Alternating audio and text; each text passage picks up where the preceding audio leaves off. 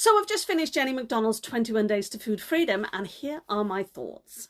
So I've always been an overeater, greedy, that's what I've called myself, no, self-control. And over the years I've tried different things. I did Slimming World for years, and I lost loads of weight, I think 5 stone in total.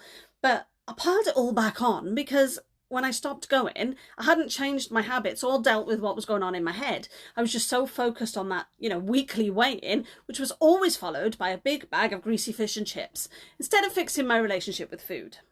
Since then, I've tried this and that, always starting on Monday morning or the first of the month or when the holiday's out of the way, and there's been other times when I've just decided to accept my issues with food. I am overweight and I am greedy. It's just who I am.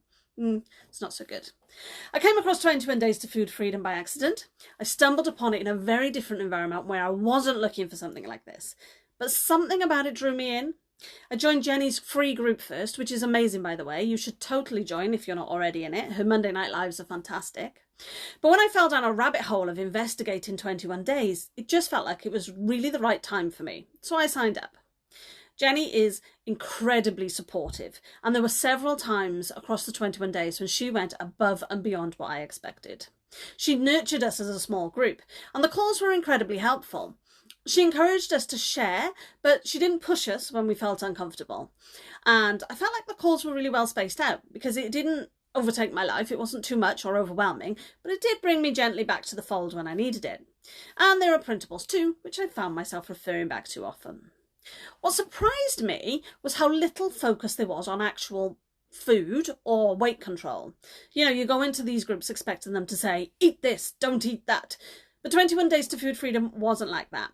Don't get me wrong, there was some discussion about food, but it was more about rooting out your issues with food and how that relationship became dysfunctional in the first place.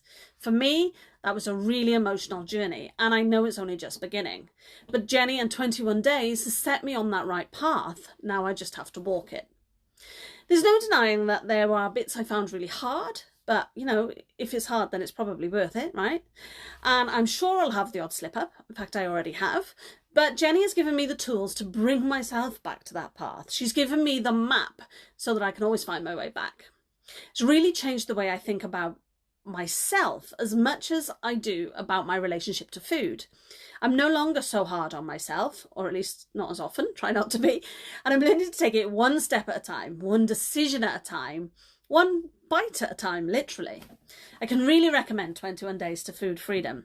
Before I started, I didn't really understand the phrase food freedom, but now I've gone through the process, I find myself freer and freer every day.